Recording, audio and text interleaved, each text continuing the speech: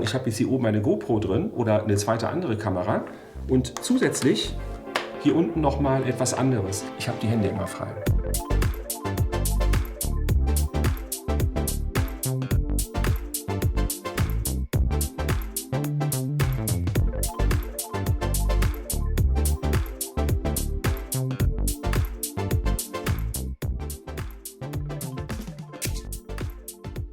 Hallo zusammen, ich zeige euch heute den Spyder Holster in einer neuen Version, Spyder X Holster. Keine Panik, es hat sich nichts am System selber geändert, das Ganze ist nur noch ein bisschen leichter geworden.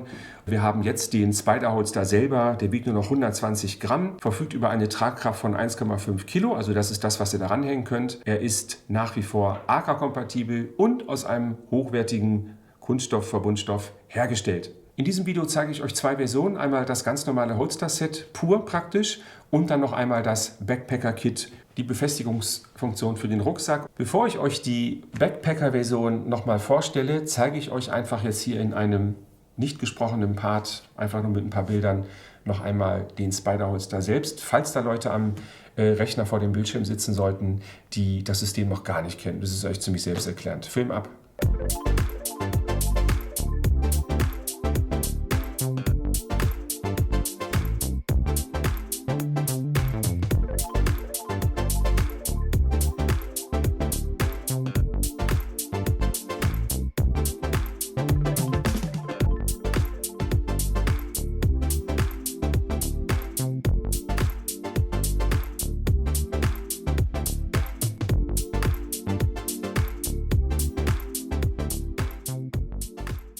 Ihr habt gesehen, es ist super easy, also die Leute, die den Spyder Holster schon kennen, für die war das nichts Neues. Wir haben schon einige Videos hier gedreht, die sind auch in der Playlist, die verlinke ich hier unter dem Video. Der Part gerade eben nochmal für die Leute, die gar nicht wissen, was das ist. Was ist da gerade passiert? Folgendes, wir haben also hier einmal diesen Clip. Dieser Clip hat eine Führungsschiene, wie man sieht, und in diese Führungsschiene geht also das Gegenstück, die Bodenplatte hier mit diesem Haken einfach rein und raus. Es geht auch sehr smooth und sehr soft. Die Kamera hängt dann so am Körper. Ich habe noch die Möglichkeit, jetzt hier ein extrem langes, schweres Objektiv dran zu machen, für die Leute, die jetzt vielleicht noch mit großen Sachen unterwegs sind. Die Kamera ist immer in dieser Position und das Tolle ist halt eben, ich greife auf die Kamera zu, indem ich jetzt einfach dann hier den Griff so nehme und das Ganze hier rausziehe und dann meine Fotos machen kann. Wenn ich jetzt laufe, wandere oder irgendwie anders unterwegs bin und mich bewege, habt ihr auch gesehen an der Seite, hier ist also einmal so ein Sperrriegel. Wenn ich diese Verriegelung hier runter mache, dann bekommt ihr hier auch die Platte nicht mehr, den Pin nicht mehr raus. Das heißt, da könnt ihr hüpfen, springen, habe ich auch gerade ein bisschen demonstriert und geschüttelt. Da ist also hier die Sicherheit gegeben, dass nichts rausrutschen kann. Möchte ich wieder fotografieren, einfach den Hebel nach oben machen und schon kann ich hier die Platte bzw. die Kamera einfach dann wieder rausnehmen. Das war also jetzt das ganz normale Kit, was wir hier behandelt haben. Und jetzt zeige ich euch noch zusätzlich das Backpacker-Kit, was da anders ist, die Befestigung am Schultergurt des Rucksacks. Wenn ihr jetzt das Backpacker-Kit ausgepackt habt, dann sollten diese Sachen jetzt hier bei euch auf dem Tisch liegen.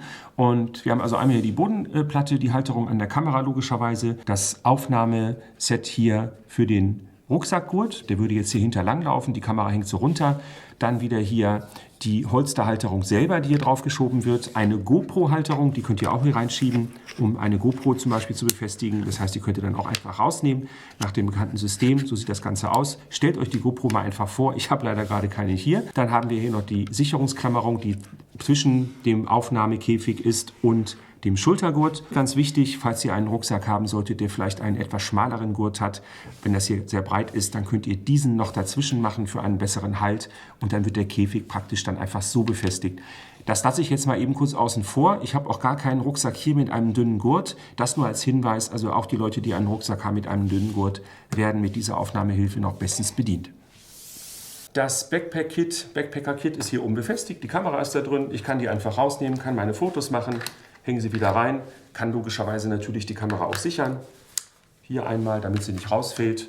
Mal jetzt und wandere dann irgendwie und ich bück mich nach unten und keine Ahnung, warum ich das tue, aber ich mache es einfach, weil ich es kann.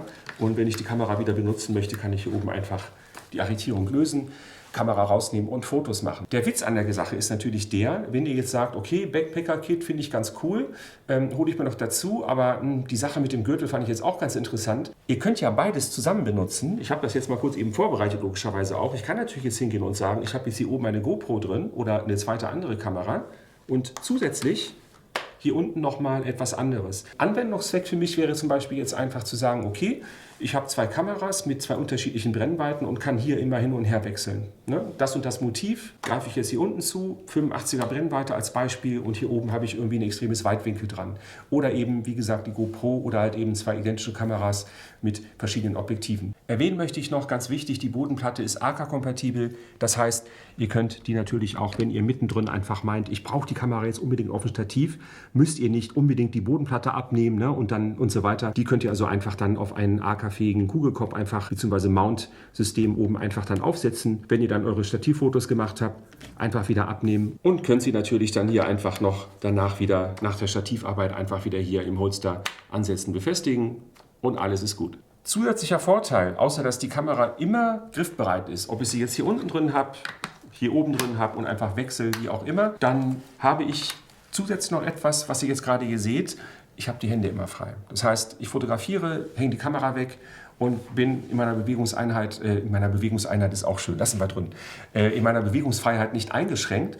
Das heißt, ich kann jetzt also hier andere Sachen machen, entweder irgendwas, was mit Fotografie zu tun hat, oder ich kann was essen oder weiß der Geier was. Ihr wisst, was ich damit sagen möchte. Ist eigentlich ganz einfach. Das schätze ich an diesem System extrem, dass ich nicht irgendwo eine Schlaufe rumhängen habe oder sonst irgendetwas, was mich in meiner Bewegungsfreiheit ein bisschen einschränkt, je nachdem, was ich machen möchte.